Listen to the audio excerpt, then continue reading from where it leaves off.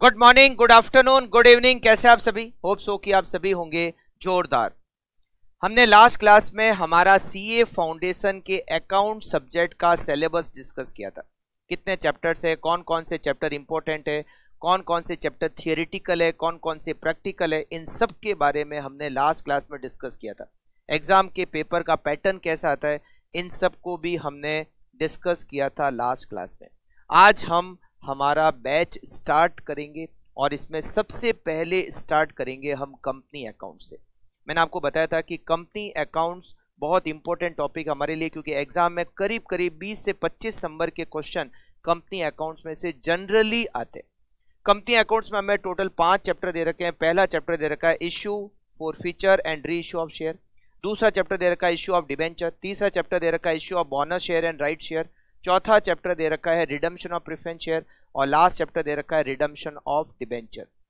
तो सबसे पहले हम कंपनी अकाउंट्स का पहला चैप्टर स्टार्ट कर रहे हैं, which is issue, forfeiture and re issue of share. अच्छा, इसमें ये जो दे रखा है, ये जो चैप्टर दे रखा है, इसमें पहला टॉपिक दे रखा है इश्यू ऑफ शेयर, फिर हम पढ़ेंगे forfeiture and re issue of share. ठीक है, तो सबसे पहले हम स्टार्ट करते हैं इश्यू ऑफ शेयर कैपिटल। अच्छा, दो तरीके के शेयर्स होते हैं, एक होता है इक्विटी शेयर, दूसरा होता है प्रेफरेंस शेयर। तो ये जो हम पढ़ने वाले, ये जो चैप्टर पढ़ने वाले हैं, ये इक्विटी शेयर पे भी एप्लीकेबल होता है और प्रेफरेंस शेयर के ऊपर भी एप्लीकेबल होता है। जनरली अगर नाम ऐसा लिखा हो शेयर इशू कर रहे हैं, इसका मतलब हम इक्विटी शेयर इशू करें। प्रेफरेंस शेयर के लिए स्पेसिफिकली दे रखा होगा कि ये शेयर प्रेफरेंस शेयर है, अदरवाइज शेयर कैपिटल का मतलब क्या, इक्विटी शेयर कैपिटल। ठीक है, तो जब एक कंपनी शेयर इशू करती है तो उसकी क्या क्या अकाउंटिंग एंट्रीज होती है, कौन कौन सी एंट्रीज हमें पास करनी होती है, उन सब के बारे में हम डिस्कस करने वाले हैं। तो आप फटाफट से फर्स्ट टॉपिक का नाम नोट कीजिए, इश्यू ऑफ शेयर कैपिटल। पहला टॉपिक हमारा इस चैप्टर का, इश्यू ऑफ शेयर कैपिटल। जब एक कंपनी शेयर इशू करती है, अच्छा शेयर दो तरीके से इशू हो सकता है, कैसे कैसे? एक शेयर हो सकता है पार पे इशू, एक शेयर हो सकता है प्रीमियम पे इशू। शेयर को दो तरीके से इशू किया जा सकता है, पार पे मतलब फेस वैल्यू पे, और दूसरा प्रीमियम पर मतलब फेस वैल्यू से ज्यादा पैसा हम लेंगे। तो पार पे इशू हो सकता है या प्रीमियम पे इशू हो सकता है। ठीक है, अगर शेयर पार पे इशू होता है या प्रीमियम, अच्छा शेयर कभी भी डिस्काउंट पर इशू नहीं हो सकता। कंपनी लॉ का प्रोविजन ये कहता है कि शेयर को आप डिस्काउंट पर इशू नहीं कर सकते। तो पार पे इशू कर सकते हो, प्रीमियम पर इशू कर सकते हो। शेयर को दो तरीके से इशू किया जा सकता है, या तो पूरा का पूरा पैसा एक साथ ले लिया जाए या फिर इंस्टॉलमेंट में पैसा लिया जाए। या तो पूरा पैसा एक साथ ले लिया जाए या फिर पैसा इंस्टॉलमेंट में लिया जाए। अगर पूरा पैसा एक साथ ले लिया जाए तो उसकी एंट्री क्या होती है, पहले उसको डिस्कस करेंगे। और अगर पैसा इंस्टॉलमेंट में लिया जाए उसकी क्या एंट्रीज होती है, उसके बाद उसको डिस्कस करेंगे। तो सबसे पहले आप लिखिए journal entries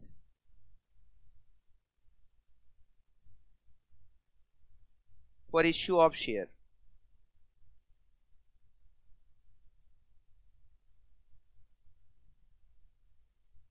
full amount with application, सारा पैसा एक साथ ही हमने कॉल कर लिया, सारा पैसा हमने एक साथ ही कॉल कर लिया। अगर हम पूरा पैसा एक साथ ही कॉल कर लेते हैं इंस्टॉलमेंट में नहीं, तो उसकी आपको केवल और केवल एक एंट्री करनी है। कितनी एंट्री करनी है? एक एंट्री करनी है। अगर सारा पैसा एक साथ कॉल कर लिया जाए तो उसकी केवल और केवल आपको एक एंट्री करनी होती है। मैं जो भी आपको यहां पर नोट करूंगा आप लोगों को साथ साथ में उसको नोट करना है। ठीक है, जब अगर सारा पैसा एक साथ कॉल कर लिया जाए, सारा पैसा एक साथ मंगा लिया जाए एप्लीकेशन के साथ ही, तो उसकी एंट्री होती है bank account debit to equity share capital account to securities premium account. अगर शेयर प्रीमियम पर हमने इशू किए तो bank account debit to equity share capital और to securities premium account. Being number of share जो होंगे, जितने इश्यू करेंगे share issued at the rate rupees per share. अगर हमने सारा पैसा एक साथ कॉल कर लिया है तो केवल और केवल एक एंट्री आपको करनी है, bank account debit to equity share capital और to securities premium account. But अगर आपने कॉल एक साथ सारा पैसा कॉल नहीं किया, एक साथ सारा पैसा नहीं मांगा है, धीरे धीरे करके इंस्टॉलमेंट में आप पैसा लेते हो, तो फिर वहां पर आपको 3 वर्ड्स को समझना पड़ेगा। पहला वर्ड है एप्लीकेशन, दूसरा वर्ड है अलॉटमेंट और तीसरा वर्ड है कॉल। क्या क्या वर्ड समझने पड़ेंगे? अगर सारा पैसा एक साथ आपने नहीं पैसा मांगा है, धीरे धीरे करके मांगा है, तो वहां पर आपको 3 वर्ड को समझना पड़ेगा। एक होता है एप्लीकेशन, दूसरा वर्ड होता है अलॉटमेंट और तीसरा वर्ड होता है कॉल। अच्छा, कॉल में first call, second call, third call, fourth call, है ना, इस तरह से कॉल होती है। तो यहां पर 3 वर्ड है, एप्लीकेशन, अलॉटमेंट और कॉल। अगर सारा पैसा एक साथ मांग लिया जाए तब तो आप डायरेक्टली एंट्री कर सकते हो, bank account debit to equity share capital to securities premium. कोई लफड़ा नहीं, एप्लीकेशन का, अलॉटमेंट का, कॉल का, कुछ माता बची नहीं। बट अगर आपने पैसा धीरे धीरे करके मांगा है तो वहां पर सबसे पहले क्या होती है? एप्लीकेशन। सबसे पहले क्या होता है? एप्लीकेशन। एप्लीकेशन के बाद में क्या? अलॉटमेंट। और अलॉटमेंट के बाद क्या? कॉल। अगर आपने किया है तो क्या क्या एंट्रीज होती है, हमें इसको डिस्कस करना पड़ेगा। अगर आपने पैसा इंस्टॉलमेंट में मांगा है तो उसकी एंट्रीज क्या होगी, अब उसको हम नोट करते हैं। आप लोग लिखिए, journal entries for issue of share, journal entries for issue of share,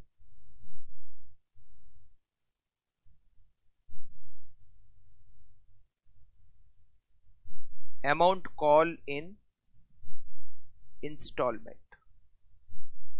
हमने धीरे धीरे करके पैसा कॉल किया, मतलब एक साथ नहीं।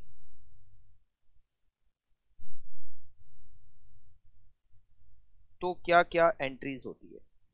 अब आपकी बहुत सारी एंट्रीज होती है और मैं आपको बता दूं, ये जो पहली सिचुएशन है, जनरली ऐसा तो आपको दिया हुआ नहीं होगा, नहीं तो फिर क्वेश्चन तो छोटा सा बनेगा।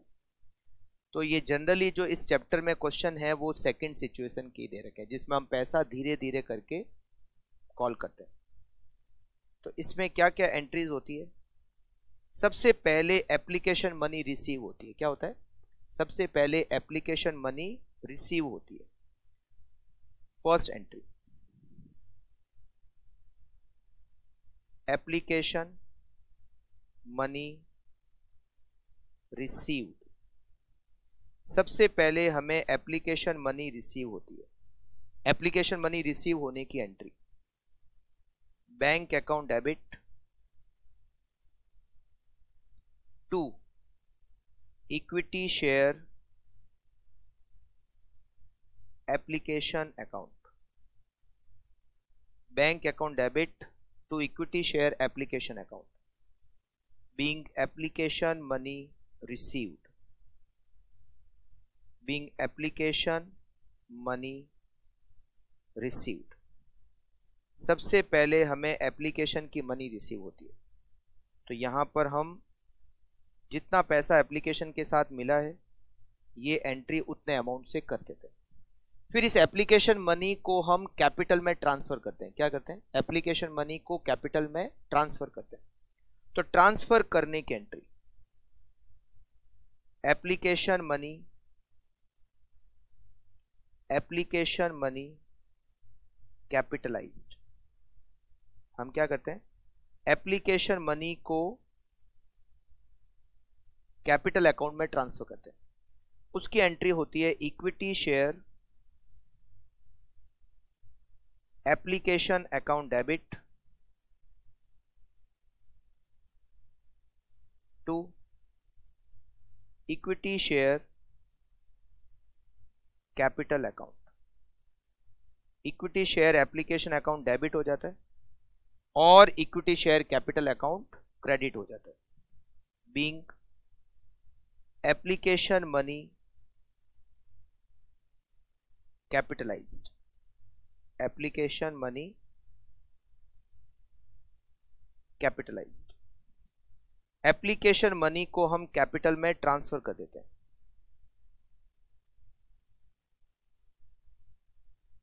इसके बाद में होता है allotment due.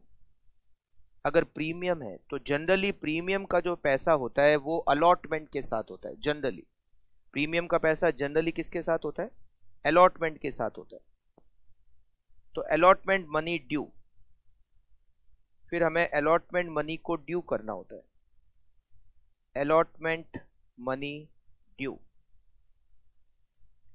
Allotment money due की entry equity share allotment account debit to equity share capital account। equity share allotment account debit to equity share capital account being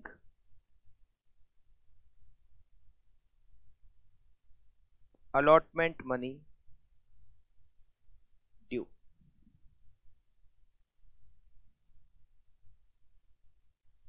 इसके बाद हमें अलॉटमेंट का पैसा रिसीव होता है। तो अलॉटमेंट मनी रिसीव की हमें एंट्री करनी होती है। अलॉटमेंट का पैसा उसके बाद हमें रिसीव होता है, तो अलॉटमेंट मनी रिसीव की हमें एंट्री करनी होती है। Next entry allotment money received. Allotment money received entry bank account debit to equity share allotment account. Equity share allotment account being allotment money received.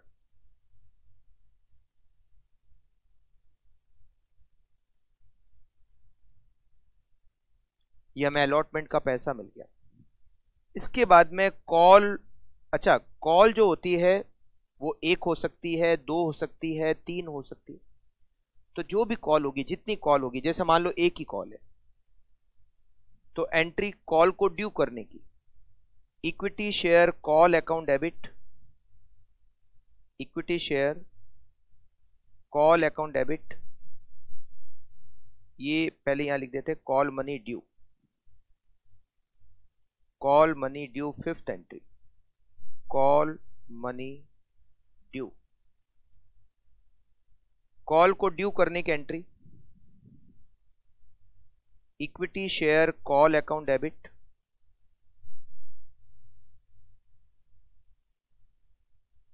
To equity share capital account.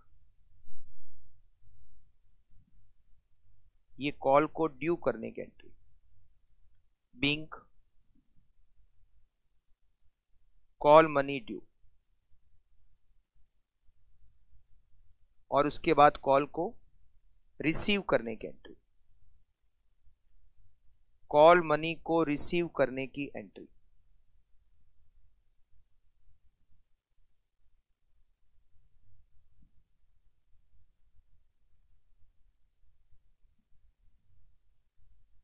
Next call money received,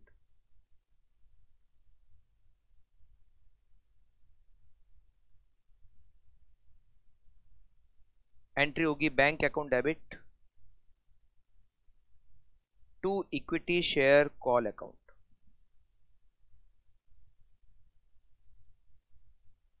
equity share call account being call money received. अगर मान लो दो call है, तो ये जो last की दो entry है, कॉल ड्यू करने की एंट्री, कॉल रिसीव करने की एंट्री। मान लो दो कॉल है, तो first call due, first call receive, second call due, second call receive. मान लो तीन कॉल है, तो first call due, first call receive, second call due, second call receive, third call due, third and final call due, and third and final call received. इस तरीके से हमें अगर पैसा इंस्टॉलमेंट में आता है तो इस तरीके से पहले एप्लीकेशन, फिर अलॉटमेंट और उसके बाद में हमें एंट्री करनी होती है कॉल की। मतलब अगर मैं एंट्री का सीरियल ऑर्डर बताऊं आपको, तो सबसे पहले एंट्री आपको करनी है एप्लीकेशन मनी रिसीव करने की एंट्री, फिर एप्लीकेशन मनी को कैपिटलाइज करने की एंट्री, उसके बाद में तीसरी एंट्री आपको करनी है अलॉटमेंट ड्यू की एंट्री, अलॉटमेंट ड्यू, उसके बाद अलॉटमेंट रिसीव करने की एंट्री, अलॉटमेंट रिसीव करने की एंट्री, उसके बाद में आपको कॉल ड्यू करने की एंट्री, और उसके बाद कॉल को रिसीव करने की एंट्री, कॉल को रिसीव करने की एंट्री। तो पहले एप्लीकेशन, फिर एप्लीकेशन को कैपिटलाइज करना, फिर अलॉटमेंट ड्यू, अलॉटमेंट को रिसीव करना, फिर कॉल ड्यू और कॉल को रिसीव करना। मान लो अगर कॉल 2 है तो ये जो कॉल ड्यू और कॉल रिसीव्ड है, जितनी कॉल होगी उसकी 2-2 एंट्री होती है। मान लो अगर 3 कॉल है तो हर कॉल की 2 एंट्री, इसका मतलब कॉल की टोटल 6 एंट्री हो जाएगी। ठीक है, तो इस सीरियल ऑर्डर में आपको जनरल एंट्री करनी होती है। अगर पूरा पैसा एक साथ नहीं मंगाया जाता, धीरे धीरे करके पैसा अगर मंगाया जाता है, तो आपको इस तरीके से एंट्रीज करनी होती है। ठीक है, फॉर एग्जाम्पल एक एग्जाम्पल लेते हैं। एग्जाम्पल नंबर 1, मान लेते हैं कंपनी ने टोटल 1 लाख शेयर इशू किए। कितने इशू किए? 1 लाख शेयर्स इशू किए। एप्लीकेशन पर ₹5, अलॉटमेंट पर ₹4, जिसमें ₹2 प्रीमियम इंक्लूडेड है, ₹2 प्रीमियम इंक्लूडेड है, और रिमेनिंग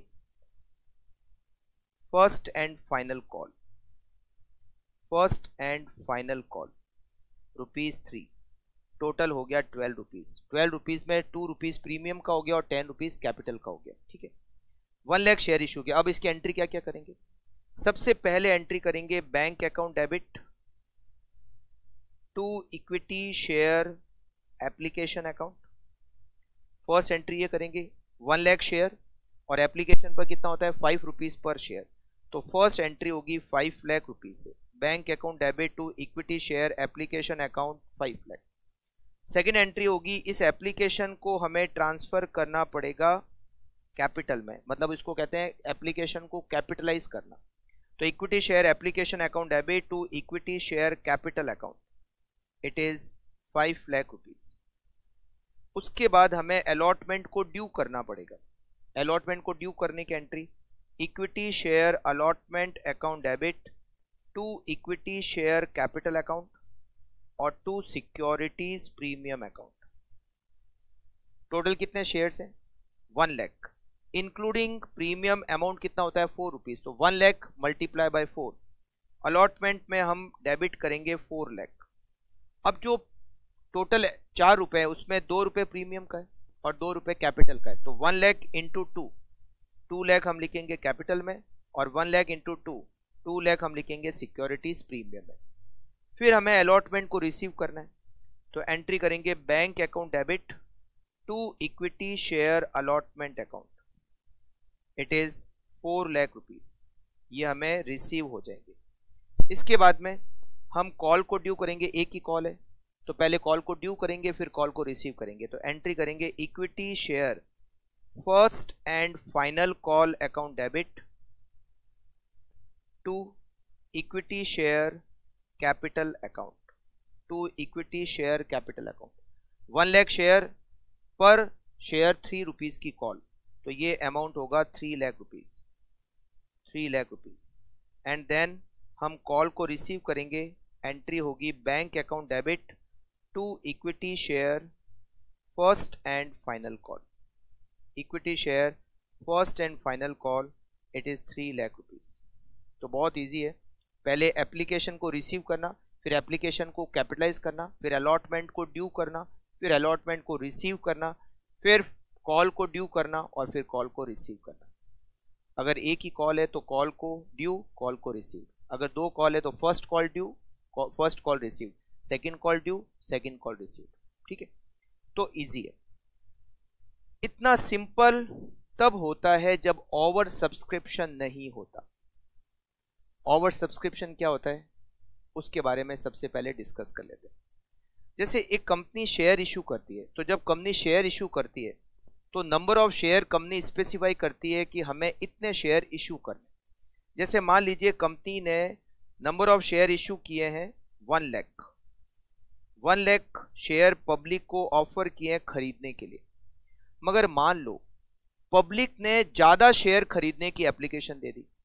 पब्लिक से मान लेते हैं 1,50,000 शेयर खरीदने की एप्लीकेशन मिल गई। जो एप्लीकेशन मिली है वो 1,50,000 शेयर को खरीदने की मिली है, जबकि कंपनी को शेयर इशू कितने करने हैं? केवल 1 लाख। हम इसको कहते हैं ओवर सब्सक्रिप्शन। क्या कहते हैं? Over subscription. अब कंपनी जो शेयर अलॉट कर सकती है वो केवल 1 लाख शेयर ही अलॉट कर सकती है। मतलब जितने शेयर हम इशू करना चाहते हैं, अगर एप्लीकेशन ज्यादा शेयर की मिली है तो हम जितने शेयर इशू करना चाहते हैं उससे ज्यादा शेयर अलॉट नहीं कर सकते। तो हमें क्या करना पड़ेगा? हमें ये जो सिचुएशन है इसको कहते हैं ओवर सब्सक्रिप्शन। मतलब पब्लिक ने ज्यादा शेयर खरीदने के लिए सब्सक्राइब कर लिया। हमको तो 1 लाख शेयर इशू करने और पब्लिक ने 1,50,000 शेयर खरीदने की हमें एप्लीकेशन दे दी, तो इसको क्या कहते हैं? Over subscription. अगर ओवर सब्सक्रिप्शन होता है तो फिर आपको एक टेबल बनानी पड़ेगी। क्या करना पड़ेगा? एक टेबल बनानी पड़ेगी, और उस टेबल का नाम होता है एनालिटिकल टेबल। क्या कहते हैं? Analytical table. ये टेबल आपको तभी बनानी होती है जब ओवर सब्सक्रिप्शन होता है। अब उस टेबल का फॉर्मेट क्या? उस टेबल का फॉर्मेट लिखते हैं analytical table in case of over subscription. जब भी ओवर सब्सक्रिप्शन हो जाए आपको ये टेबल बनानी होगी। ओवर सब्सक्रिप्शन अगर होता है तो आपको ये टेबल बनानी होगी। इस टेबल में सबसे पहला जो कॉलम होता है ये होता है कैटेगरी। सबसे पहला कॉलम क्या होता है? कैटेगरी का होता है। उसके बाद में होता है दूसरा column number of shares applied. Number of shares applied. तीसरा कॉलम होता है number of shares allotted। Number of shares allotted। Next column होता है amount received. Amount received. Next column होता है use in application. Use in application. Next column होता है surplus. Next column होता है use in allotment. Next column होता है यूज इन कॉल, और लास्ट कॉलम होता है रिफंड। ये टोटल आपको इतने कॉलम बनाने होते हैं। कैसे बनाएंगे हम इसको बिल्कुल अच्छे तरीके से डिस्कस करेंगे कुछ एग्जाम्पल लेके। पहला कॉलम होता है कैटेगरी, दूसरा कॉलम होता है नंबर ऑफ शेयर अप्लाइड, तीसरा कॉलम होता है number of shares allotted, next column होता है अमाउंट रिसीव्ड, नेक्स्ट कॉलम होता है use in application, next column होता है सरप्लस, नेक्स्ट कॉलम होता है use in allotment, next use in calls, और लास्ट होता है रिफंड। अब ये कैसे बनती है टेबल? बिल्कुल हम इसको अच्छी तरीके से डिस्कस करने वाले कि टेबल कैसे बनती है कुछ एग्जाम्पल लेके। आप इसके फॉर्मेट को लिख लीजिए।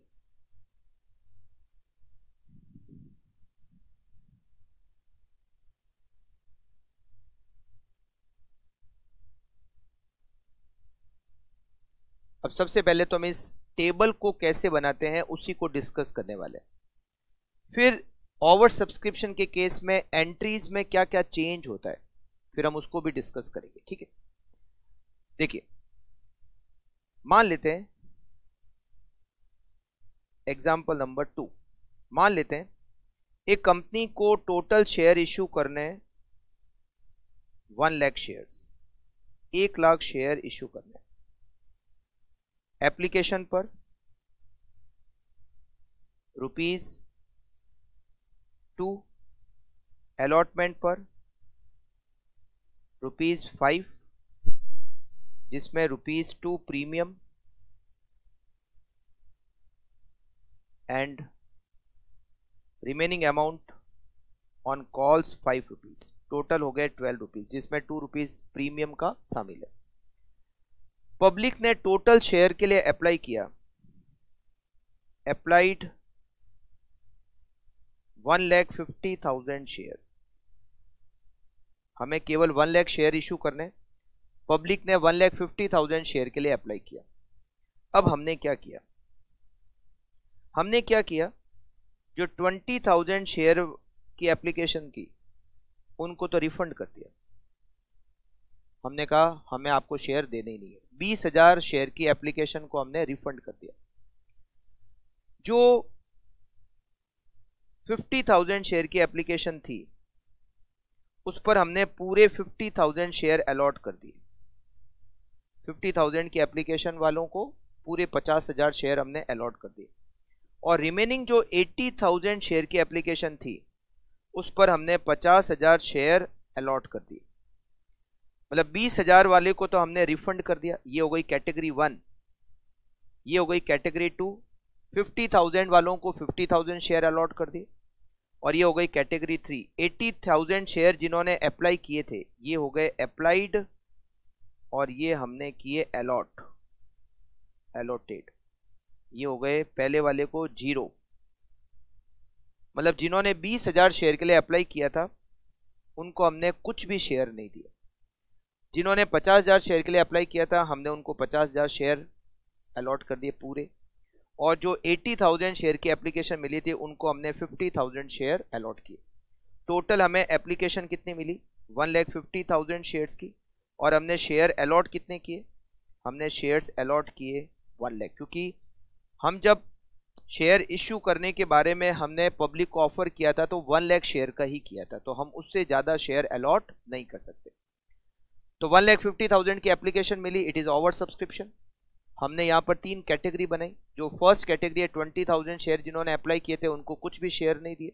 जो सेकंड कैटेगरी थी 50,000 शेयर की, उनको हमने बराबर 50,000 शेयर पूरे दे दिए, जितने उन्होंने अप्लाई किए थे उतने शेयर अलॉट कर दिए। और जो 80,000 की एप्लीकेशन मिली थी उनको हमने 50,000 शेयर अलॉट किए। इसको कहते हैं प्रो रेटा अलॉटमेंट। क्या कहते हैं, प्रो रेटा अलॉटमेंट। प्रो रेटा अलॉटमेंट मतलब जितने मांगे थे उतने नहीं दिए, उससे कम दिए। इसको कहते हैं प्रो रेटा अलॉटमेंट। मतलब 80,000 वालों को हमने 50,000 शेयर अलॉट कर दिए। ठीक है। अच्छा, अब इस केस में टेबल कैसे बनेगी, बिल्कुल आप ध्यान से समझना। इसी टेबल को अपन बना देते, इसी टेबल में बना देते। सबसे पहले बात करते हैं फर्स्ट कैटेगरी। फर्स्ट कैटेगरी ये हो गई, सेकंड कैटेगरी ये हो गई, थर्ड कैटेगरी। ठीक है। फर्स्ट कैटेगरी में थे 20,000 शेयर, और इन्होंने एप्लीकेशन मनी कितनी दी होगी, 2 रुपीज। एप्लीकेशन इन्होंने शेयर अप्लाई किया, मतलब इन्होंने एप्लीकेशन का पैसा दिया। तो इन्होंने 20,000 शेयर अप्लाई किया था, हमने इनको कुछ भी शेयर नहीं दिया। फिर जो सेकंड कैटेगरी थी उन्होंने 50,000 शेयर के लिए अप्लाई किया, हमने उनको 50,000 शेयर अलॉट किए। जो तीसरी कैटेगरी थी उन्होंने 80,000 शेयर के लिए अप्लाई किया, हमने उनको 50,000 शेयर अलॉट किए। तो टोटल 1,50,000 शेयर के लिए एप्लीकेशन मिली, और हमने टोटल शेयर अलॉट किए 1 लाख। करेक्ट। अब अमाउंट रिसीव्ड, जितने शेयर अप्लाई किया जाता है एप्लीकेशन मनी उसी पर हमें मिलती है। तो फर्स्ट कैटेगरी एप्लीकेशन मनी पर शेयर कितने हैं, 2 रुपए। तो फर्स्ट कैटेगरी वालों ने 20,000 शेयर के लिए अप्लाई किया, तो 20,000 इंटू 2, इन्होंने हमें 40,000 रुपये दिए। मगर कुछ भी पैसा एप्लीकेशन में काम नहीं आएगा क्योंकि हमने इनको कुछ शेयर दिए ही नहीं। तो सारे के सारे रुपए 40,000 क्या हो गए, सरप्लस। और ये 40,000 रुपये हम क्या करेंगे, इनको रिफंड कर देंगे, क्योंकि जब हमने इनको शेयर ही नहीं दिए तो इनका पैसा कैसे रख सकते हैं। पूरा का पूरा पैसा जो इन्होंने दिया था रिफंड कर दिया।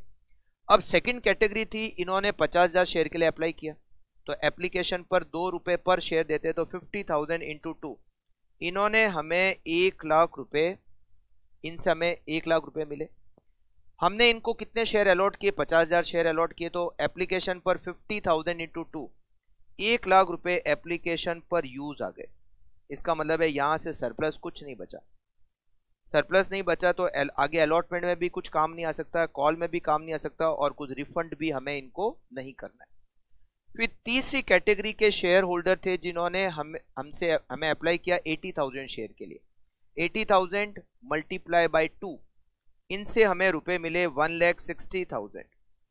हमने इनको शेयर कितने अलॉट किए? हमने इनको शेयर अलॉट किए 50,000। तो 50,000 इंटू 2, 1,00,000 रुपए एप्लीकेशन पर काम आ जाएंगे। हमें इनसे रुपए कितने मिले? 1,60,000। एप्लीकेशन पर काम कितने आ गए? 1,00,000। इसका मतलब है 60,000 सरप्लस हो गया। अब ये जो सरप्लस है, हम इनको ये कह सकते हैं कि आगे जब पैसा ड्यू आएगा, अब जैसे एप्लीकेशन तो हो गया, अब आगे अलॉटमेंट होगा, फिर कॉल होगी, तो ये जो 60,000 है ये आगे काम ले लेते हैं, बाद में मंगाना पड़े इस बीच, तो इसी 60,000 को काम, और बाकी जो बचा हुआ वो बाद में मंगा लेंगे। तो हम इस 60,000 को आगे यूज कर सकते हैं। जैसे हमने इसको अलॉटमेंट पे यूज कर लिया। अलॉटमेंट का होता कितना है? हमने इनको कितने शेयर अलॉट किए थे? 50,000। और अलॉटमेंट पर शेयर कितने होते हैं? 5 रुपए होते हैं। तो 50,000 इंटू 5, 2.5 लाख रुपए इनके होते हैं अलॉटमेंट पे। ये सेकंड कैटेगरी वाले की बात कर रहा हूं मैं, नहीं थर्ड कैटेगरी वाले की बात कर रहा हूं। इनको हमने 50,000 शेयर अलॉट किए, एप्लीकेशन में नहीं मिली, जो पैसा मिला उसमें से एप्लीकेशन पे काम ले लिया, मगर फिर भी 60,000 रुपए बच गए।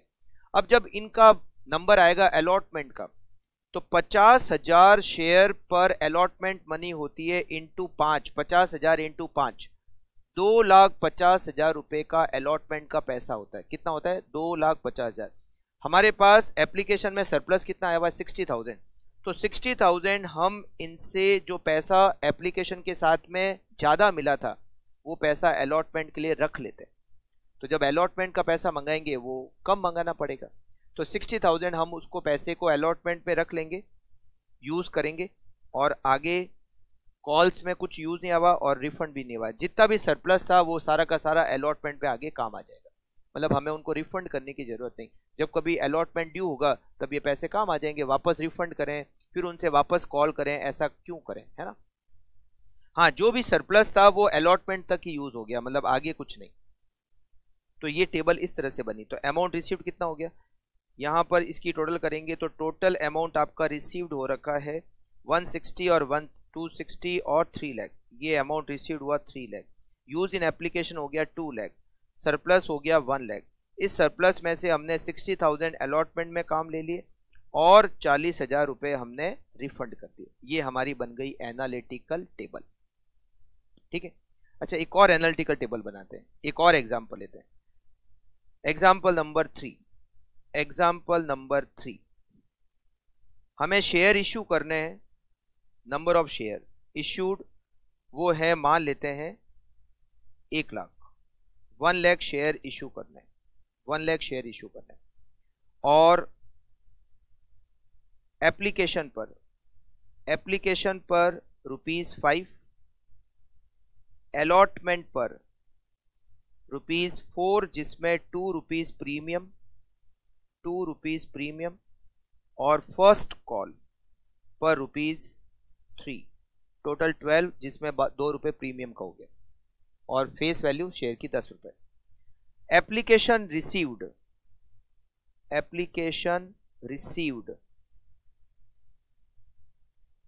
2 लाख शेयर, 2 लाख शेयर के लिए हमें एप्लीकेशन मिली।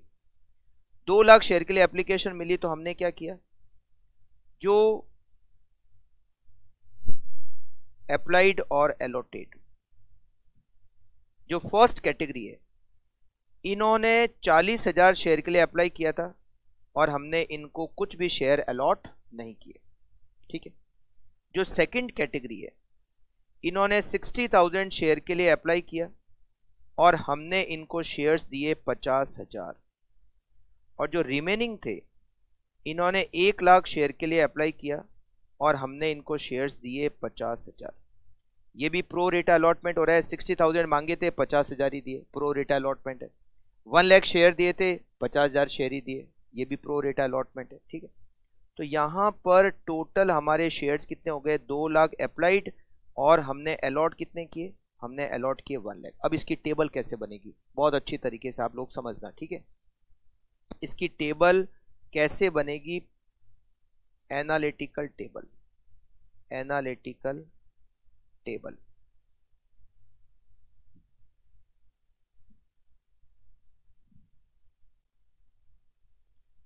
कैटेगरी, फर्स्ट जो कॉलम बनता है वो कैटेगरी का बनता है। फिर आता है नंबर ऑफ शेयर्स अप्लाइड, कितने शेयर के लिए अप्लाई किया था, सेकंड कॉलम। फिर नंबर ऑफ शेयर्स अलॉटेड, कितने शेयर हमने अलॉट किए, ये नेक्स्ट कॉलम। इसके बाद में अमाउंट रिसीव्ड, ये नेक्स्ट कॉलम, जो अमाउंट रिसीव किया हमने। इसके बाद में यूज इन एप्लीकेशन, जितना पैसा हमने एप्लीकेशन पे काम ले लिया।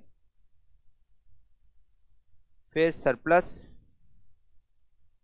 ये जो सरप्लस बचा। फिर use in allotment, use in allotment जो अलॉटमेंट में काम लेंगे। उसके बाद यूज इन कॉल, जितना कॉल में काम आएगा। और उसके बाद रिफंड। करेक्ट। यहां पर हमारी 3 कैटेगरी हो गई, first category, second category, third category. सबसे पहले हम फर्स्ट कैटेगरी, एक एक कैटेगरी का पूरा करते हैं, ठीक है। फर्स्ट कैटेगरी, इन्होंने कितने शेयर के लिए अप्लाई किया, 40,000। इनको शेयर कितने दिए, निल, कुछ दिए ही नहीं। तो एप्लीकेशन के साथ में इन्होंने कितने दिए, 5 रुपए पर शेयर। तो 40,000 इंटू 5, इनसे हमें रुपए मिले 2 लाख। मगर एप्लीकेशन पर कुछ भी काम नहीं आएगा क्योंकि हमने इनको शेयर ही नहीं दिए। तो एप्लीकेशन पर कुछ काम नहीं आया, पूरा का पूरा सरप्लस और use in allotment nil, call nil और रिफंड हो जाएगा ये पूरा का पूरा 2 लाख रुपए। इसके बाद में सेकंड कैटेगरी में हमें अप्लाई किए थे 60,000 शेयर और हमने दिए उनको 50,000 शेयर, ठीक है। 60,000 शेयर इन्होंने मांगे, हमने 50,000 शेयर दिए। 60,000 इंटू 5, इनसे हमें मिले 3 लाख। एप्लीकेशन पर 5 रुपए, मतलब ये 5 रुपए है एप्लीकेशन पर, ये 5 रुपए है, यहाँ पर 4 रुपए है और यहाँ पर 3 रुपए है। 5 रुपए एप्लीकेशन पर, 4 रुपए अलॉटमेंट पर और 3 रुपए कॉल पर, ठीक है। अलॉटमेंट में 2 रुपए कॉल का है, 2 रुपए कैपिटल का है, 2 रुपए प्रीमियम का है, ठीक है। अच्छा, तो 60,000 शेयर इन्होंने अप्लाई किए, हमने दिए 50,000 शेयर। 60,000 मल्टीप्लाई बाई 5, 3 लाख मिले। अब अलॉटमेंट पे काम कितने आएंगे, इनको शेयर कितने अलॉट किए, एप्लीकेशन पर कितने काम आएंगे, हमने इनको कितने शेयर अलॉट किए, 50,000। तो 50,000 इंटू 5, 2.5 लाख रुपए एप्लीकेशन पर काम आ जाएंगे। तो सरप्लस बचेगा 50,000।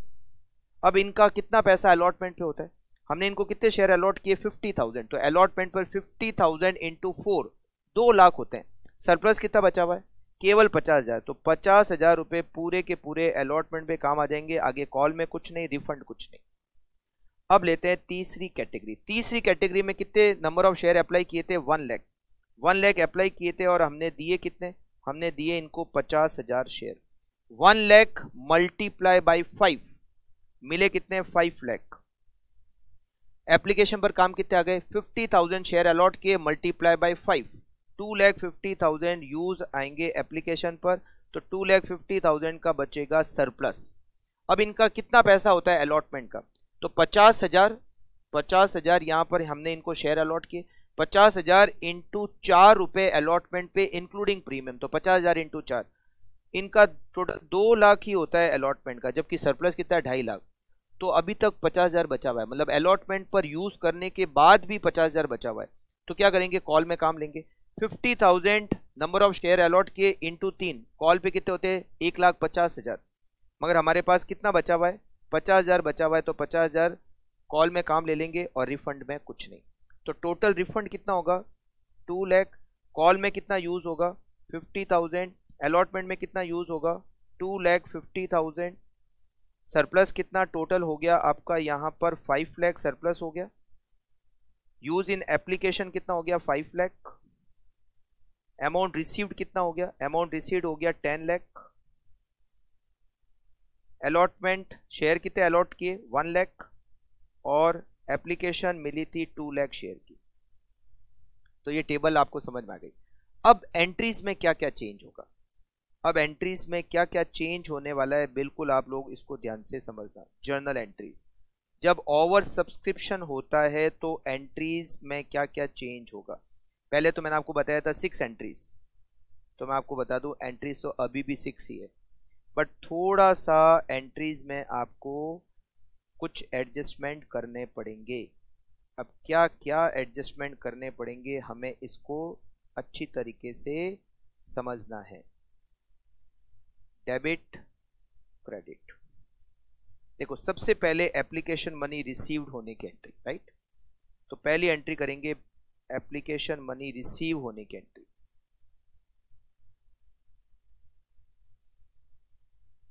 एप्लीकेशन मनी रिसीव्ड, उसकी एंट्री होती है bank account debit to equity share application account.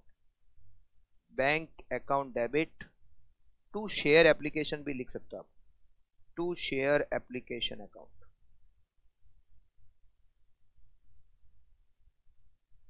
Being application money received. ये जो जनरल एंट्री कर रहा हूं ये आप लोगों को नोट करनी है। हाँ, जो मैं इसके साथ में अमाउंट लिखूंगा वो आपको नोट नहीं करना है, ठीक है, वो तो एग्जाम्पल के बेस पर है। तो जनरल एंट्रीज क्या क्या होगी in case of over subscription. सबसे पहले एप्लीकेशन मनी रिसीव होती है तो एंट्री होगी bank account debit to equity share application.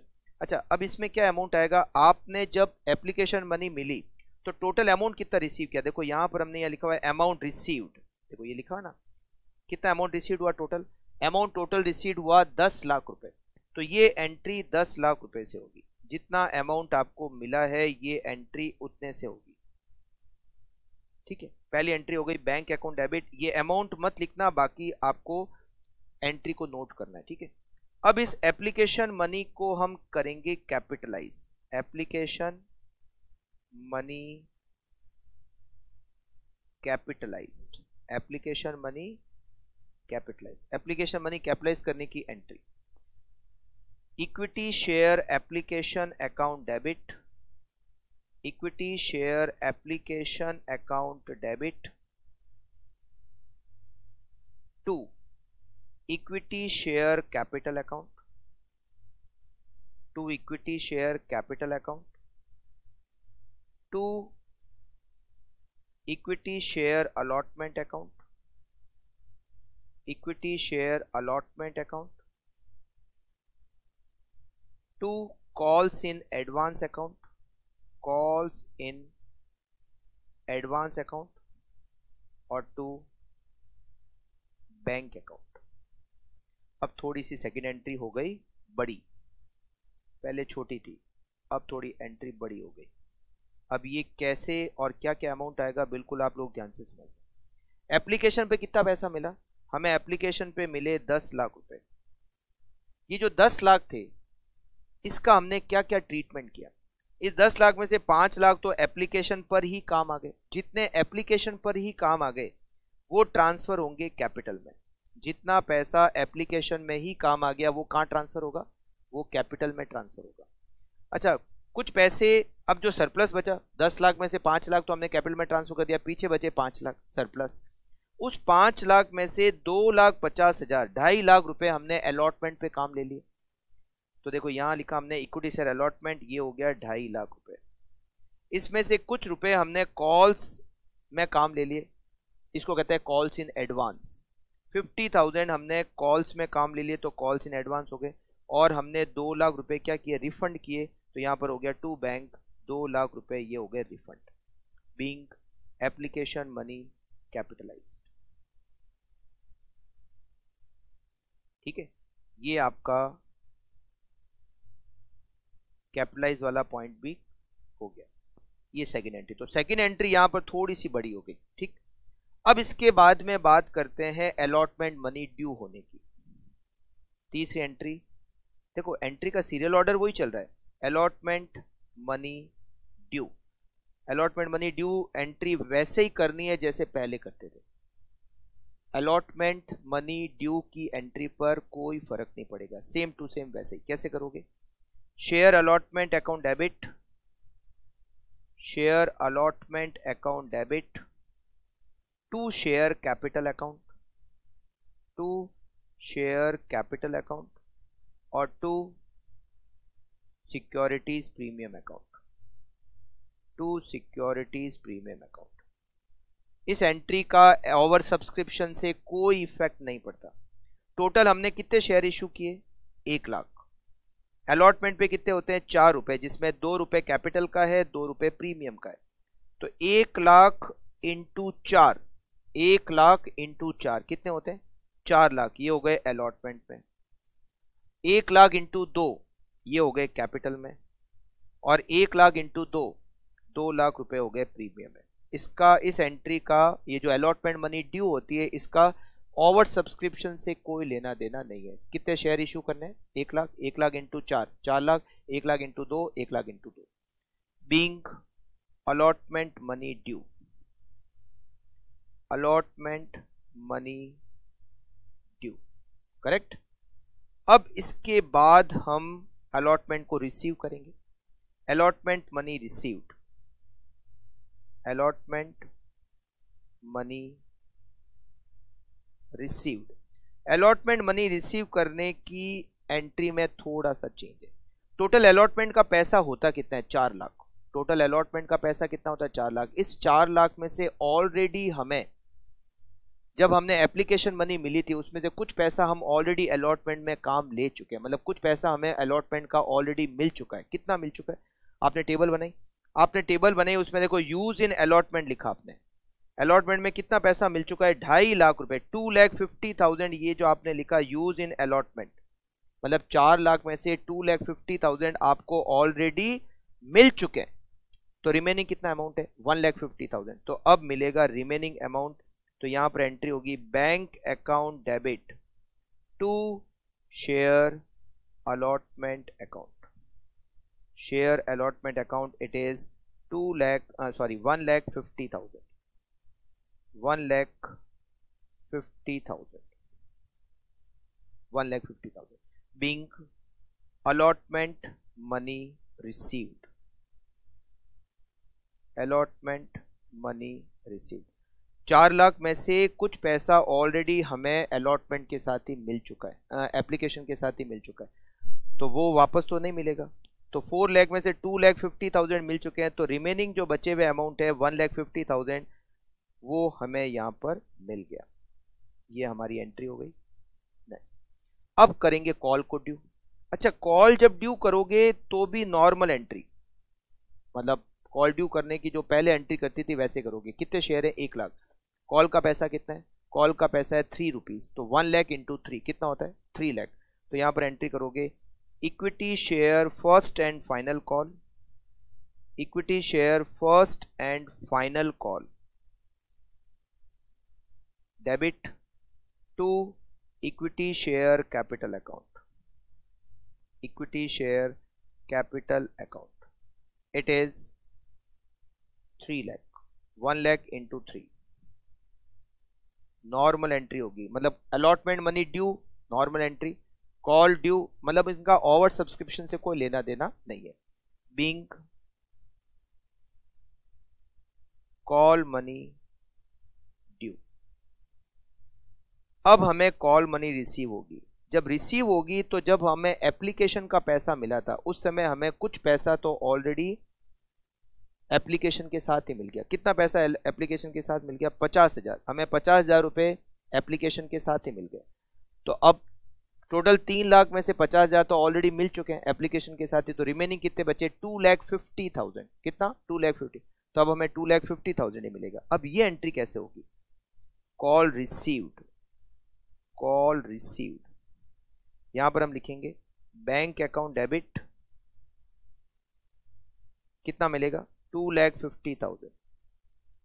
Calls in advance account debit, हमें कॉल्स एडवांस में मिल गई। कब मिली? एप्लीकेशन के साथ ही मिल गई। 50,000 रुपीज टू इक्विटी शेयर। अच्छा, यहां पर एक चीज और आ सकता है पॉइंट, वैसे इस क्वेश्चन में तो नहीं है। अगर हो सकता है कोई शेयर होल्डर कॉल नहीं दे पाया तो यहां पर हो जाएगा calls in arrear account debit. अब यहां तो है नहीं, नील, ठीक है, यहां तो है नहीं, हम मान रहे हैं कि सारा पैसा आ गया। To equity share first and final call, first and final call, total 3 lakh, being call money received, call money received. ठीक है। अच्छा, ये जो कॉल्स इन एरियर का पैसा है, ये अभी कॉल्स इन एरियर है, मगर बाद में उस शेयर होल्डर ने कुछ टाइम बाद वो कॉल्स इन एरियर का जो पैसा था वो दे दिया। तो जब कॉल्स इन एरियर का पैसा मिलता है, कॉल्स इन एरियर रिसीव्ड, जब कॉल्स इन एरियर का पैसा मिलता है तो एंट्री होती है bank account debit to calls in arrear, to calls in arrear. ये एक आपकी एक्स्ट्रा एंट्री हो गई, being calls in arrear received, calls in arrear received. तो कुल मिला के एंट्री कितनी हुई? पहले हमने 6 एंट्री की थी, अब 7 एंट्री। एक तो application money received, application money capitalise, allotment due, allotment received, call due, call received, और एक अगर कॉल्स इन एरियर है जो थोड़े टाइम बाद पैसा मिल गया तो एक कॉल्स इन एरियर को रिसीव करने की एंट्री। इजी। अच्छा, अब इसमें देखो पहली एंट्री में अमाउंट में आपको देखना पड़ेगा, ये टेबल से लेना पड़ेगा कि अमाउंट कितना रिसीव हुआ। तो यहाँ पे जितना अमाउंट रिसीव हुआ वो फर्स्ट एंट्री में आएगा। फिर ये जो पैसा मिला है एप्लीकेशन के साथ में, ये कहाँ कहाँ पर काम आ रहा है? जितना पैसा एप्लीकेशन में काम आ रहा है वो कैपिटल में ट्रांसफर हो जाएगा, जितना पैसा अलॉटमेंट में काम आ रहा है वो यहाँ अलॉटमेंट लिखेंगे, जितना पैसा कॉल्स में काम आएगा वो कॉल्स इन एडवांस लिखेंगे, और जितना रिफंड हो रहा है वो यहाँ पर लिखेंगे। तो इन 2 एंट्री में थोड़ा सा अमाउंट के लिए ध्यान रखना पड़ेगा आपको। ठीक है। अच्छा, इसके बाद में call allotment money due normal entry जैसे करते हो, मतलब इसका ओवर सब्सक्रिप्शन से कोई लेना देना नहीं, भूल जाओ ओवर सब्सक्रिप्शन हुआ जब आप ये 30 एंट्री करे हो अलॉटमेंट मनी ड्यू। ठीक है। हाँ, अलॉटमेंट मनी रिसीव में आपको फिर देखना पड़ेगा कि कितना पैसा ऑलरेडी हमें एप्लीकेशन के साथ में मिल चुका है, तो उतना पैसा तो अब वापस नहीं मिलेगा, जितना पैसा रिमेनिंग है वो मिलेगा। फिर कॉल ड्यू के समय फिर से भूल जाओ कि ओवर सब्सक्रिप्शन है, कितने शेयर इशू किए थे मल्टीप्लाई बाय पर शेयर कॉल कितनी है। तो अलॉटमेंट ड्यू और कॉल ड्यू में आपको ओवर सब्सक्रिप्शन से कोई लेना देना नहीं है। और फिर कॉल जब रिसीव होगी तो जितना पैसा कॉल्स इन एडवांस मिल चुका था वो यहाँ डेबिट हो जाएगा, अगर कोई कॉल बाकी है तो यहाँ पर लिखेंगे, और ये यहाँ लिखेंगे फर्स्ट कॉल का पैसा, यहाँ फर्स्ट कॉल का पैसा लिखेंगे। तो रिमेनिंग अमाउंट है ये आ जाएगा रिसीव्ड बैलेंसिंग फिगर, बैंक कितना हुआ वो बैलेंसिंग फिगर आ जाएगा। फिर वो जो कॉल्स इन एरियर का जो पैसा है, अगर बाद में जब वो कभी वो पैसा देगा तो एंट्री हो जाएगी bank account debit to calls in arrear. तो इजी है। ओवर सब्सक्रिप्शन के केस में ही थोड़ा सा क्वेश्चन इस टाइप का बन जाता है। एक काम करते हैं, एक क्वेश्चन देख लेते हैं। क्वेश्चन नंबर 1, आरटीपी जून 23 के आरटीपी में ये क्वेश्चन आपको दे रखा है। Finopoils limited is a company with an authorized capital of ₹4 crore in equity share of ₹10 each। ये क्वेश्चन मैं पूरा पढ़ूंगा, इसके सारे पॉइंट को अपन एक्सप्लेन करेंगे, मगर इस क्वेश्चन को सॉल्व करोगे आप लोग। नेक्स्ट क्लास में इसका सोल्यूशन मैं आपको बताऊंगा, तब आप चेक करना कि आपने कितना ठीक किया। Right. Finopoils limited is a company with an authorised capital 4 crore rupees into equity share of 10 each। 30 lakh shares had been issued and fully paid on 30th June। The company proposed to make a further issue of 2,60,000 shares of 10 each। अभी company 2,60,000 share और issue कर रही है at a price of ₹12 each। The arrangement for payment being 2 per share on application 1 जुलाई को, allotment 10th जुलाई को, and A further ₹5। Allotment पे ₹5 है जिसमें प्रीमियम का पैसा शामिल है। प्रीमियम देखो 10 रुपये का शेयर है, हम 12 पर इशू कर रहे हैं, मतलब ₹2 प्रीमियम हो गया। और फाइनल कॉल, बाकी का पैसा फाइनल कॉल जो कि 30 मार्च को। इसका मतलब देखो टोटल शेयर ₹12, इसमें एप्लीकेशन पर है ₹2, अलॉटमेंट पर आपका है ₹5, जिसमें 3 + 2 ₹3 कैपिटल का, ₹2 प्रीमियम का, और remaining ₹5 call, first and final call. ठीक है। एप्लीकेशन कितनी मिली? 8,40,000 शेयर। तो अप्लाइड कितने किए और एलोटेड कितने किए? अप्लाइड कितने और एलोटेड कितने? कैटेगरी 1 40,000 शेयर अप्लाई किए थे और रिसीव्ड फुल अलॉटमेंट, इसका मतलब इनको 40,000 पूरे शेयर, 40 मांगे थे 40 दे दिए। फिर एप्लीकेंट फॉर 2 लाख शेयर, जो 2 लाख शेयर की एप्लीकेशन मिली 2 lakh share received an allotment of 1 share for every 2, मतलब हमने इनको 1:2 के रेशियो में, 1:2 क्या रेशियो मतलब हो गया 1/2, तो 2 लाख शेयर इन्होंने अप्लाई किए थे, 2 लाख मल्टीप्लाई बाय 1/2 मतलब हमने इनको 1 लाख शेयर अलॉट किए। और फिर इसके बाद में दिया हुआ है, अच्छा इनका ये दे रखा है, no money was return to applicant, surplus जो भी पैसा आएगा वो अलॉटमेंट में काम आ जाएगा, जो भी पैसा सरप्लस होगा वो हम अलॉटमेंट में काम ले लेंगे, रिफंड करने की इनको जरूरत नहीं है। जो 6 लाख शेयर रिमेनिंग है, 6 लाख की एप्लीकेंट, 6 लाख की जो एप्लीकेशन मिली, received an allotment of 1 share for 5 share, 1:5, 1:5 का मतलब हो गया 6 लाख मल्टीप्लाई बाय 1/5, हमने इनको शेयर अलॉट किए 1,20,000, और उनका जो पैसा आएगा सरप्लस जो होगा, सरप्लस को अलॉटमेंट में एडजस्ट करना है और फिर रिमेनिंग अमाउंट रिफंड करना है। इसका मतलब जो सरप्लस आएगा वो कॉल में काम नहीं लेना है, सरप्लस को अलॉटमेंट में काम ले लो, और फिर भी सरप्लस बच जाए तो कॉल में काम नहीं लेना है, उसको रिफंड कर दो। जैसे अभी हमने यहाँ पर एग्जांपल लिया था, हमने तो क्या किया, जो अलॉटमेंट जो सरप्लस आया उसको हमने, जैसे ये 2,50,000 सरप्लस आए, हमने उसको 2 लाख को कहाँ काम ले लिया अलॉटमेंट में, फिर भी सरप्लस बचा तो हमने सरप्लस को कॉल में काम ले लिया। बट ये क्वेश्चन कहता है कि जो सरप्लस आएगा उसको पहले अलॉटमेंट में काम ले लो, फिर भी अगर सरप्लस बच जाए तो फिर उसको रिफंड कर दो, मतलब रिमेनिंग जो 50,000 हमने जैसे यहाँ कॉल में काम लिए हैं, ये कहता है कॉल में काम नहीं लेना है, उसको आप रिफंड कर दो। ठीक है, ठीक है। चलिए यहाँ पर इसके बाद में फिर आगे दे रखा है, the money due on final call was received on the due date. ठीक है, तो बाकी सारा पैसा आ गया, आपको जनरल एंट्रीज कर दी, तो आई थिंक आप इसकी आराम से जनरल एंट्री करना, फिर नेक्स्ट क्लास में हम इसको सॉल्व करेंगे, तब आप चेक करना कि आपने इसको कितना ठीक किया। मिलते हैं नेक्स्ट क्लास में। Okay, thank you, take care.